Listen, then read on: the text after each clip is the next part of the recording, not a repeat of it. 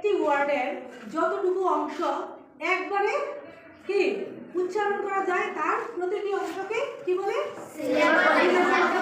শব্দাংশ বলে, ঠিক না? তোমাদের পঞ্চম শ্রেণীতে প্রথম চ্যাপ্টারে আছে স্ট্রেসড সিলেবল। স্ট্রেসড সিলেবল মানে কি আজকে আমরা জানবো। স্ট্রেসড সিলেবল হচ্ছে শব্দের ওই অংশটি যেটি অন্য অংশের তুলনায় একটু জোরে, দীর্ঘ সময় ধরে এবং স্পষ্টভাবে উচ্চারণ করা হয়।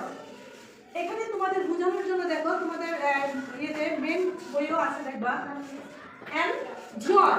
এখানে খেয়াল করো জে ও ওয়াই এই অংশটা শব্দের আমরা কি ক্যাপিটাল লেটার দিয়ে লিখছি, তাই না?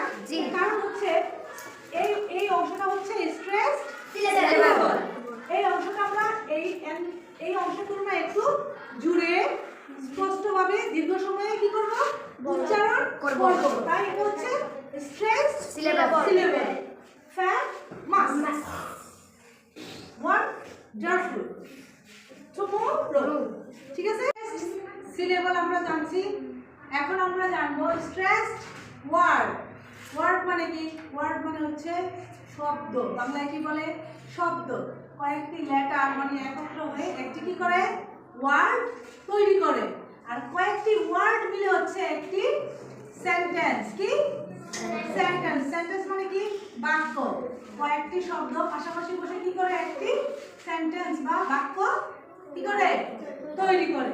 তাহলে তোমরা খেয়াল করো, আমরা অনেক সময় কথা বলতে গিয়ে একটা বাক্য আমরা বলি, তখন একটা নির্দিষ্ট শব্দের উপরে আমরা কি করি? জোর প্রয়োগ করি, ঠিক আছে? সেটাই হচ্ছে স্ট্রেসড ওয়ার্ড। একটি বাক্য বলতে গিয়ে আমরা যখন একটি নির্দিষ্ট শব্দের উপরে কি প্রয়োগ করি?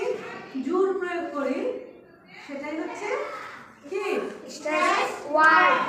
যেমন my family has just moved to this neighborhood।